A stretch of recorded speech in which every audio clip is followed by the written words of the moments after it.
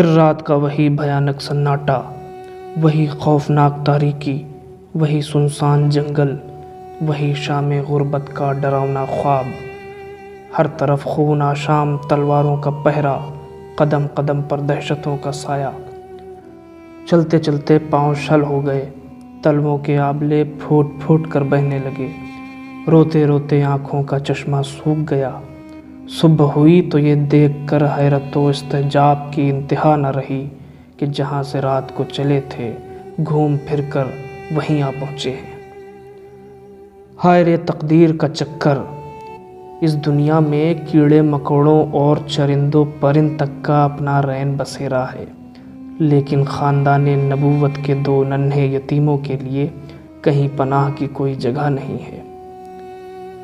جب سویرا ہو گیا اور ہر طرف لوگوں کی آمد و رفت شروع ہو گئی تو کل کی گرفتاری کا واقعہ یاد کر کے بچے بے قرار ہو گئے۔ دشمن کی نظر سے چھپنے کے لیے ہر طرف نظر دوڑائی، لیکن چٹیل میدان میں کوئی محفوظ جگہ نہیں مل سکی۔ حیرانی، بے چارگی، مایوسی اور خوف و ہراس کے عالم میں دونوں بھائی حسرت سے ایک دوسرے کا منہ تکنے لگے۔ ننھا سا دل، کم سنی کی عقل، کچھ سمجھ میں نہیں آ رہا تھا کہ کہاں جائیں، کیا کریں۔ انجام سوچ کر آنکھیں ڈبڈبا آئیں۔ تھوڑی ہی دور ایک چشمہ بہہ رہا تھا۔ بڑے بھائی نے چھوٹے سے کہا، چلو وہاں ہاتھ منہ دھو لیں، نماز فجر کا وقت بھی ہو گیا ہے۔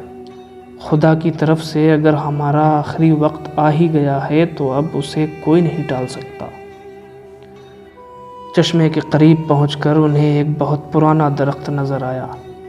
اس کا تنا اندر سے کھوکھلا تھا۔ پناہ کی جگہ سمجھ کر دونوں بھائی اسی میں چھپ کر بیٹھ گئے۔ ذرا سی آہٹ ہوتی تو دل دھڑکنے لگتا، کوئی راہگیر گزرتا تو دشمن سمجھ کر سہم جاتے۔ ایک پہر دن چڑھنے کے بعد کوفہ کی طرف سے ایک لونڈی پانی بھرنے کی غرض سے چشمے کے کنارے آئی۔ پانی میں برتن ڈبونا چاہتی تھی کہ اسے سطح آب پر آدمی کا عکس نظر آیا۔ پلٹ کر دیکھا تو دو ننھے بچے درخت کی کھوہ میں سہمے ہوئے بیٹھے تھے۔ سفید پیشانی سے نور کی کرن پھوٹ رہی تھی اور لالا کی طرح دہکتے ہوئے عارض پر موسم خزاں کی اداسی چھا گئی تھی۔ لونڈی نے حیرانی کے عالم میں دریافت کیا، اے گلشن دل ربائی کے نو شگفتہ پھولوں، تم کون ہو؟ کہاں سے آئے ہو؟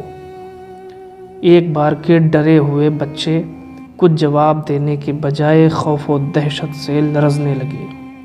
پھوٹ پھوٹ کر بہنے والے آنسوؤں سے چہرہ شرابور ہو گیا۔ لونڈی نے تسلی آمیز لہجے میں کہا، ناز کے پلے ہوئے لاڈلوں، کسی طرح کا اندیشہ نہ کرو، دل سے دہشت نکال دو، یقین کرو میں تمہارے گھر کی بھکارن ہوں، دشمن نہیں ہوں۔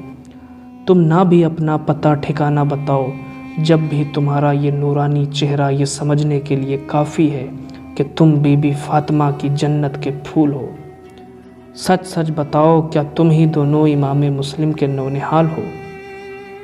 لونڈی چہرے کی بلائیں لیتے ہوئے قریب آئی اور بولی، فلک نشین شہزادوں، کیڑے مکوڑوں کے بھٹ سے باہر نکلو، آؤ میرے دل میں بیٹھو، میری آنکھوں میں سما جاؤ۔ لونڈی کے اسرار پر بچے درخت کی کھوہ سے باہر نکلے اور ہمدرد و غمگسار سمجھ کر اس سے اپنا سارا حال بیان کر دیا۔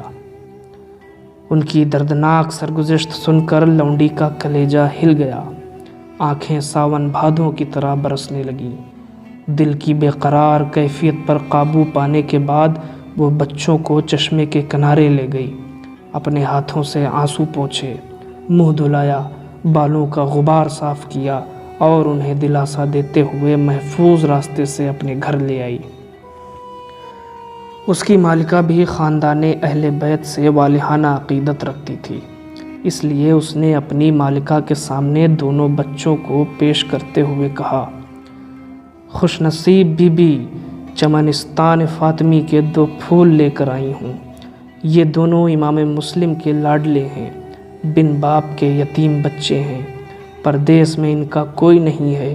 ان کی بے کسی اور یتیمی پر ترس کھانے کی بجائے ظالم اب ان بے گناہوں کے خون کے درپے ہیں۔ خوف و دہشت سے ننھا سا کلیجہ سوکھ گیا ہے۔ ہاشمی گھرانے کے یہ دونوں لال ڈر کے مارے درخت کی ایک کھوہ میں چھپے ہوئے تھے۔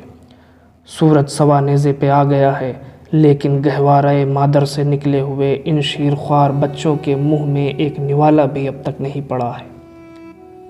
مالکہ یہ سارا ماجرا سن کر تڑپ گئی۔ گریہ بے اختیار سے اس کے آنچل کا دامن بھیگ گیا۔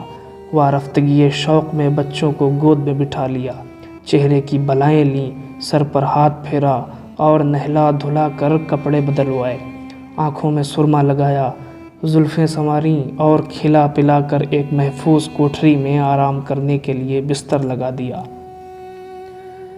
قدم قدم پر شفقت و پیار کا پھوٹتا ہوا سیلاب دیکھ کر غریب الوطن بچوں کو ماں یاد آ گئی۔ یکایک مامتا کی گود کا دبا ہوا ارمان مچل اٹھا اور بےتاب ہو کر رونے لگے۔ پھول جیسے رخساروں پر ڈھلکتے ہوئے آنسو دیکھ کر مالکہ بے چین ہو گئی۔ دوڑ کر سینے سے لپٹا لیا، اپنے آنچل کے پلو سے آنسو پوچھتے ہوئے تسلی دیتے ہوئے کہا، میری آنکھوں کے تاروں، اس گھر کو اپنا ہی گھر سمجھو۔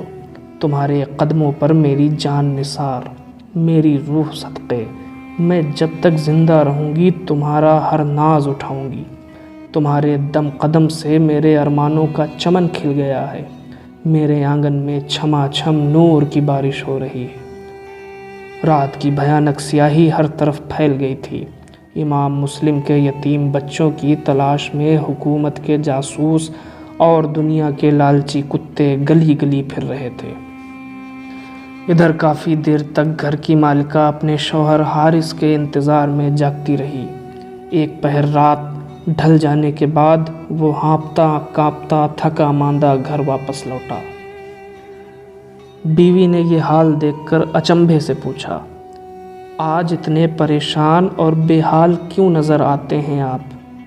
کچھ دم لینے کے بعد اس نے جواب دیا، تمہیں شاید خبر نہیں ہے کہ باغی مسلم کے ہمراہ اس کے 2 بچے بھی آئے تھے۔ کئی دن تک وہ کوفہ میں روپوش رہے۔ پرسوں صبح کو مدینے کی طرف جانے والے راستے کے قریب انہیں گرفتار کر کے جیل میں ڈال دیا گیا تھا۔ کل رات کے کسی حصے میں داروغہ جیل کی سازش سے وہ وہاں سے فرار ہونے میں کامیاب ہو گئے۔ ابن زیاد کی طرف سے عام منادی کر دی گئی ہے کہ جو انہیں پکڑ کر لائے گا اسے منہ مانگا انعام دیا جائے گا۔ وقت کا سب سے بڑا اعزاز حاصل کرنے کے لیے اس سے زیادہ ضروری موقع اب ہاتھ نہیں آئے گا۔ صبح سے انہیں بچوں کی تلاش میں سرگرداں ہوں۔ دوڑتے دوڑتے برا حال ہو گیا ہے، ابھی تک کوئی سراغ نہیں لگ رہا ہے۔ حارث کی بات سن کر بیوی کا کلیجہ دھک سے ہو گیا۔ دل ہی دل میں پیچ و تاب کھانے لگی۔ مسحور کر لینے والی ایک ادائے دلبرانہ کے ساتھ اس نے اپنے شوہر کو سمجھانا شروع کیا۔ ابن زیاد آل رسول کا خون ناحق بہا کر اپنی عاقبت برباد کر رہا ہے۔ دنیا کی آسائش چند روزہ ہے، انعام کی لالچ میں جہنم کا ہولناک عذاب مت خریدیے۔